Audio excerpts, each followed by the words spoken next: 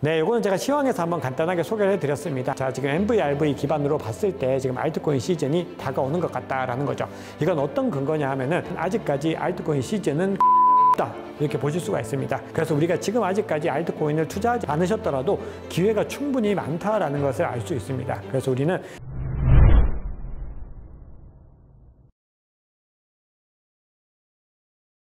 자, 그럼 우리가 내러티브와 어떤 펀더멘털에 대한 부분들은 좀 확인을 했는데, 자, 그래서 어떤 프로젝트를 투자해야 됩니까? 자, 요런 질문을 이제 하실 수가 있어요.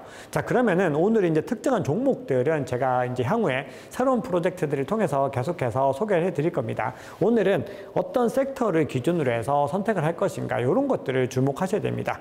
자, 우리가 투자를 할 때는 각자 투자 방식에 따라서 정말 선택지가 다양하죠.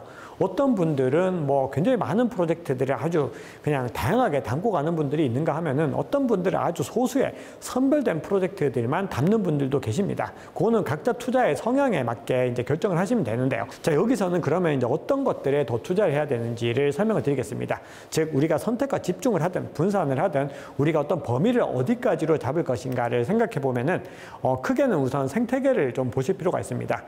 생태계에서 어떤 것들이 이제 크고 있는지를 보셔야 되는데, 그걸 위해서는 이 생태계를 구성하고 있는 이 대장들을 보셔야 되죠. 어떤 기반인가 이걸 보셔야 되는데, 지금 이번 대세 상승장에서는 많이 들어보셨겠지만 비트코인 생태계가 많이 뜨고 있습니다. 이 비트코인 생태계는 두 가지 방향성을 가지고 지금 가고 있는데요. 첫 번째는 비트코인은 레이어 1이기 때문에 이 비트코인 레이어 1 위에서 뭔가를 만들어 보겠다라는 시도가 첫 번째이고요. 두 번째는 비트코인 레이어 1은 너무 느리고 한계가 많으니까 거기다 스마트 컨트랙트가 없으니까 이 옆에다가 레이어 2를 통해서 뭔가 스마트 컨트랙트 기능을 구현을 해가지고 어떤 통신을 해서 여기서 비트코인을 활용해 보겠다라는 두 가지 시도로 볼 수가 있습니다. 그래서 첫 번째 시도, 레이어 1에서 무언가를 하는 시도 중에서 가장 중요한 것은 룸 프로토콜이 요즘에 많이 뜨고 있죠.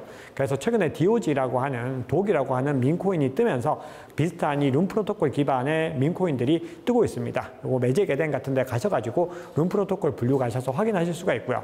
그리고 두 번째로 레이어 2 기반은 스택스를 기반으로 해서 발전이 일어나고 있죠. 그런데 최근에 알렉스가 해킹 사태로 인해서 유의 종목에 지정이 됐는데, 그럼에도 불구하고 올해 대세 상승장에서 이런 레이어 2의 움직임들은 분명히 주목해 볼 필요가 있다라고 말씀을 드립니다. 자, 그리고 솔라나 생태계가 이번 시즌에 또 많이 뜨고 있습니다.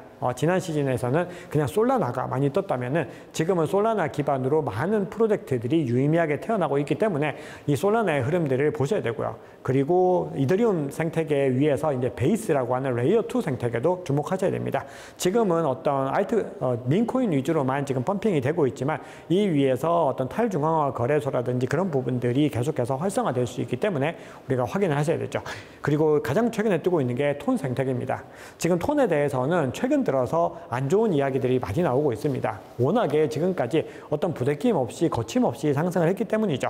그런데 이 톤코인의 어떤 성장이 굉장히 중앙화되어 있는 데다가 토큰 배분에서도요, 굉장히 중앙화되어 있는 데다가 어떤 마케팅 방식이라든지 그리고 생태계 구성이나 이런 것들이 아직까지 많이 저조한 데에 비해서 급격하게 성장을 했다는 것을 문제에 삼아가지고 이야기를 하고 있습니다. 자, 그럼에도 톤코인이 어떤 한 번의 부대낌은 충분히 겪을 수 있고 그렇게 겪어야 되지만 그 이후에는 어떤 유의미한 생태계를 텔레그램을 기반으로 해서 마련할 가능성, 이런 것들이 많이 회자가 되고 있죠. 그래서 이번 시즌에 한번 주목을 해보시면 좋습니다. 이건 전체적으로 하단에는요, 톤코인의 펀더멘털과 관련해서 토큰 터미널에서 캡처한 자료들인데요. 이렇게 얼마나 많은 수수료 매출이나 이익 같은 것들이 발생하고 있는지도 눈여겨보시면 좋습니다. 자, 그럼 이번에는 이 섹터별로 한번 봐야 되는데요. 우리가 앞서 설명드렸던 것이 생태계라면은 이번엔 섹터에서는 어떤 것들이 있는가? 가장 주목받는 건 역시나 AI이고요. 그리고 지금 현 시점에서는 민코인도 굉장히 많이 주목받고 있죠. 그런데 민코인이 이번에 하락장에서 엄청나게 많이 떨어지는 걸 볼 수가 있죠. 즉, 상승장에서는 크게 올라가고 하락장에서는 크게 떨어지는 이 민코인의 특성들을 잘 이해하시고 투자하셔야 됩니다. 자, 그리고 이제 인프라와 관련된 부분들, 그리고 RWA 섹터 굉장히 주목받고 있죠. 그래서 올해는 기본적으로 가장 많이 회자가 되는 거는 AI와 RWA, 이 두 가지 섹터들을 좀 주목을 해보시는 것이 어떨까 생각을 합니다.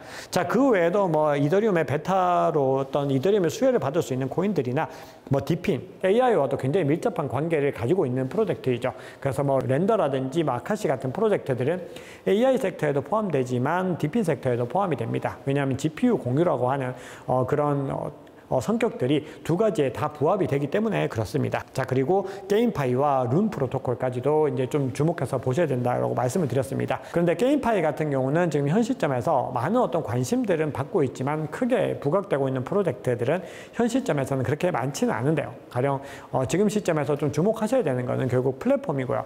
플랫폼으로 대표적인 것은 뭐 이뮤터블 X라든지 뭐 빔이나 로닌 뭐 이런 프로젝트들이 시장에서 많이 회자가 되고 있습니다. 제가 말씀드리는 프로젝트들은 절대 매수매도 추천이 아니고요. 한번 공부해 볼 만한 가치가 있다라는 관점에서 말씀을 드리는 겁니다. 자, 지금부터는 마켓 타이밍에 대한 부분들을 살펴보겠습니다. 우리가 이 알트코인을 언제 사서 언제 매도해야 되는가, 즉 매수와 매도의 포인트들을 잡을 수 있는 방법들을 한번 설명을 해볼 텐데요.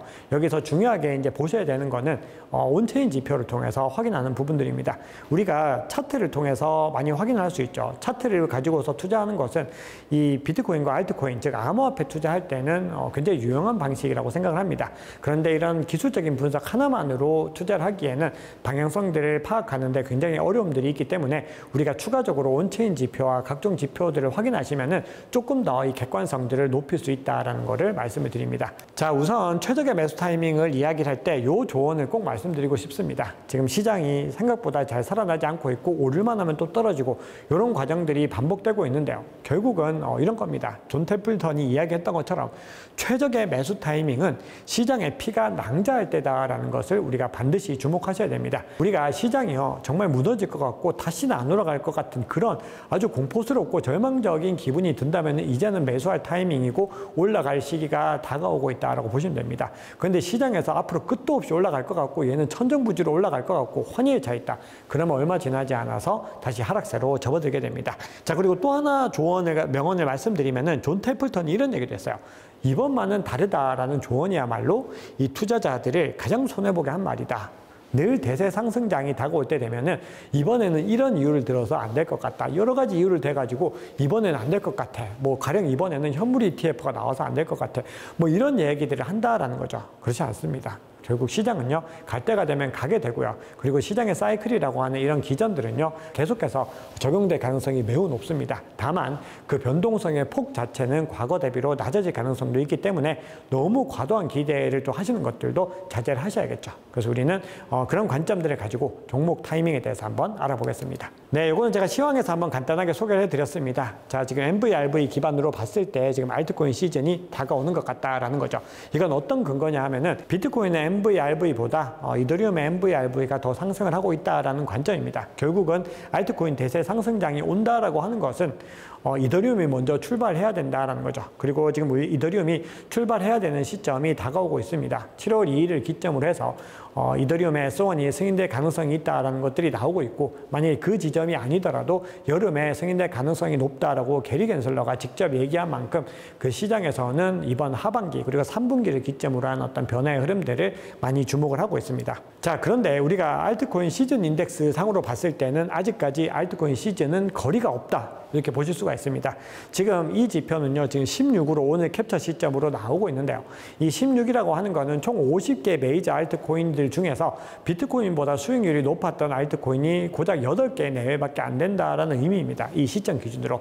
그만큼 지금 알트코인보다 비트코인이 더 많이 가고 있다는 거고요. 알트코인 시즌이 왔을 때는 메이저 알트코인들이 75를 기록을 할 정도로 비트코인을 모두 다 압도하면서 달려가는 흐름들을 보였다는 겁니다. 그래서 우리가 지금 아직까지 알트코인을 투자하지 않으셨더라도 기회가 충분히 많다라는 것을 알 수 있습니다. 그래서 우리는 너무 급하게 오른다고 해서 올라타시거나 하지 말고 꾸준히 기회를 기다리시다가 좋은 타이밍을 포착하는 것들을 주의하셔야 됩니다. 자, 그러면 이제 가장 좋은 사이클은 무엇이냐? 자, 그걸 말씀드려 보면은 우리가 교과서적인 답도 나와 있습니다. 비트코인 도미넌스를 보셔야 되죠.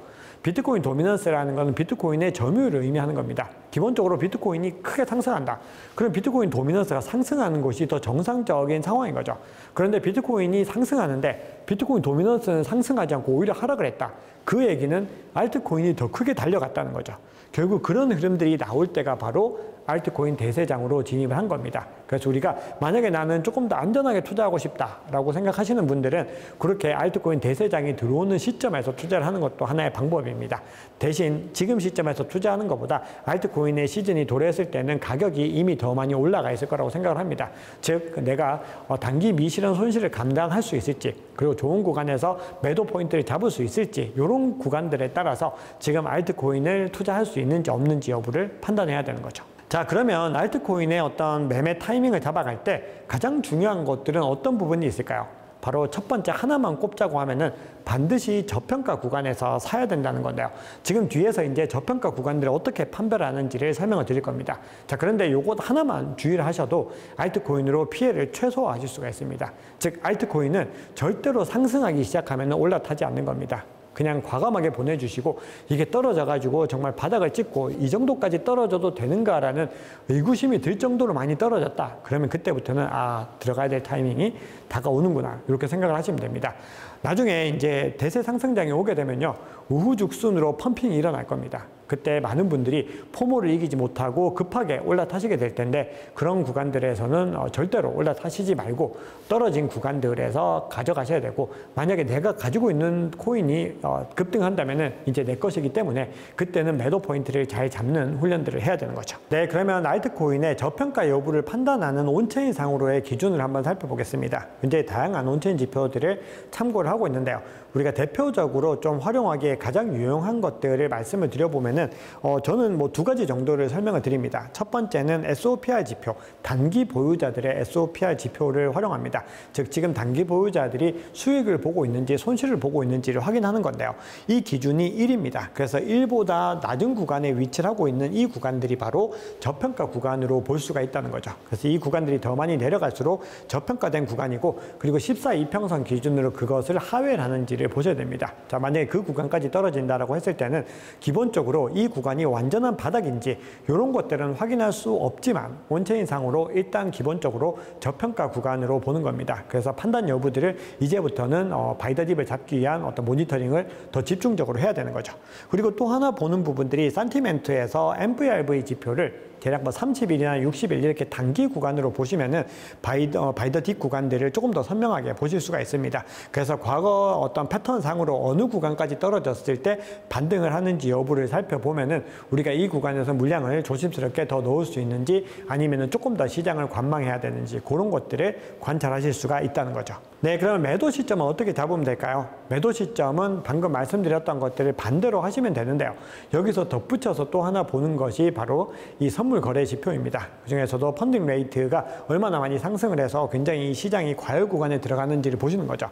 그래서 펀딩 레이트 히트맵 같은 경우를 한번 확인해 보시면은 여기 노란색으로 표시된 구간들 보이시죠? 이런 구간들이 굉장히 과열됐다는 거고, 대부분의 코인에서 이런 노란색 구간들이 극도로 과열되는 그 구간들이 도래를 했다라고 하면은 기본적으로 일정 부분은 뭐 매도할 준비를 하셔야 될 수도 있습니다. 자, 그런데 매도하실 때는 반드시 분할 매수, 분할 매도를 하셔야 됩니다. 전량을 다 사고 팔고 하시면 안 되고요.